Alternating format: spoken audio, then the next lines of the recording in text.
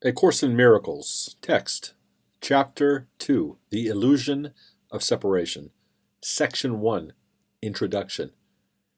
This section deals with a fundamental misuse of knowledge, referred to in the Bible as the cause of the fall or separation. There are some definitions which I asked you to take from the dictionary which will be helpful here. They are somewhat unusual since they are not the first definitions which are given. Nevertheless, the fact that each of them does appear in the dictionary should be reassuring. Project, verb, to extend forward or out. Project, noun, a plan in the mind. World, a natural grand division. We will refer later to projection as related to both mental health and mental illness. We've already observed that man can create an empty shell, but he cannot create nothing at all. This emptiness provides the screen for the misuse of projection. The Garden of Eden, which is described as a literal garden in the Bible, was not an actual garden at all. It was merely a mental state of complete need-lack.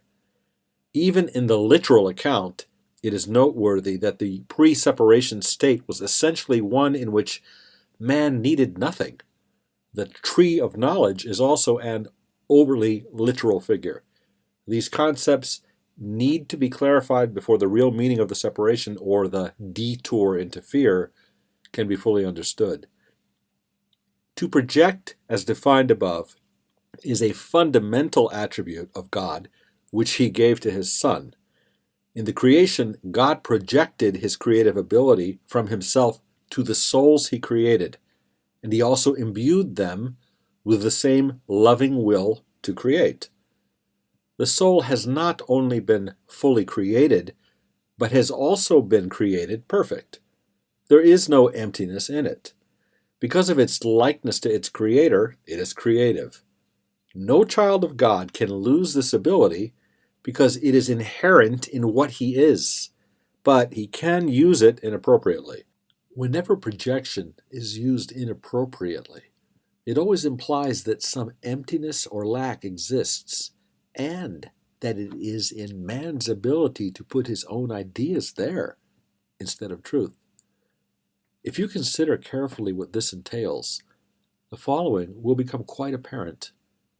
First, the assumption is implicit that what God created can be changed by the mind of man.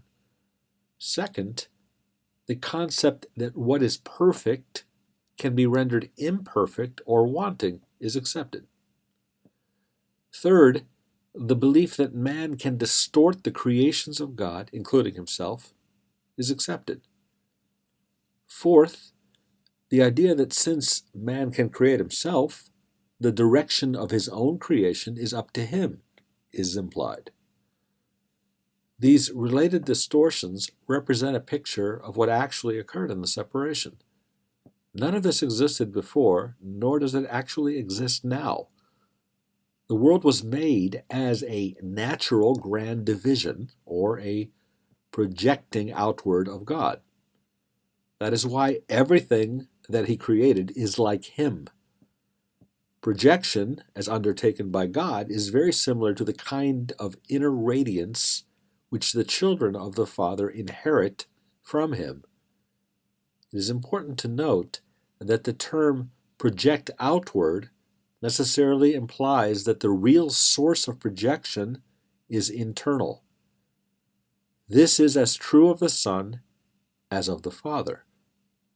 The world, in the original connotation of the term, included both the proper creation of man by God and the proper creation by man in his right mind. The latter required the endowment of man by God with free will, because all loving creation is freely given. Nothing in these statements implies any sort of level involvement, or in fact, anything except one continuous line of creation in which all aspects are of the same order. When the lies of the serpent were introduced, they were specifically called lies because they are not true. When man listened, all he heard was untruth. He does not have to continue to believe what is not true unless he chooses to do so. All of his miscreations can literally disappear in the twinkling of an eye because they are merely visual misperceptions. Man's spiritual eye can sleep, but a sleeping eye can still see. What is seen in dreams seems to be very real. The Bible mentions that a deep sleep fell upon Adam, and nowhere is there any reference to his waking up. The history of man and the world as he sees it has not yet been marked by any genuine or comprehensive reawakening or rebirth. This is impossible as long as man projects in the spirit of miscreation. It still remains within him, however, to project as God projected his own spirit to him.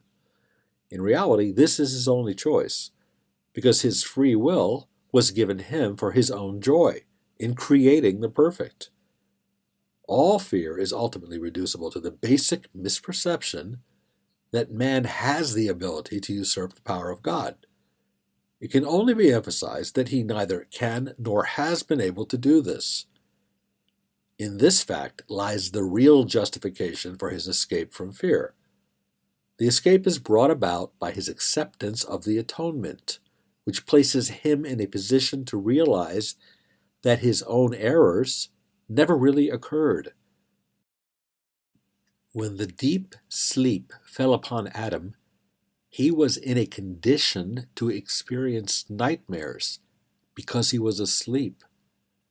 If a light is suddenly turned on while someone is dreaming a fearful dream, he may initially interpret the light itself as a part of his own dream and be afraid of it. However, when he awakens, the light is correctly perceived as the release from the dream, which is no longer accorded reality. It is quite apparent that this release does not depend on the kind of knowledge which is nothing more than deceiving lies. The knowledge which illuminates rather than obscures is the knowledge which not only sets you free, but which also shows you clearly that you are free. Whatever lies you may believe are of no concern to the miracle, which can heal any of them with equal ease. It makes no distinctions among misperceptions. Its sole concern is to distinguish between truth on the one hand and all kinds of errors on the other. Some miracles may seem to be of greater magnitude than others. But remember the first point in this course, that there is no order of difficulty in miracles. In reality, you are perfectly unaffected by all expressions of lack of love. These can be either from yourself and others, or from yourself to others, or from others to you. Peace is an attribute in you. You cannot find it outside. All mental illness is some form of external searching. Mental health is inner peace. It enables you to remain unshaken by lack of love from without and capable through your own miracles of correcting the external conditions which proceed from lack of love in others.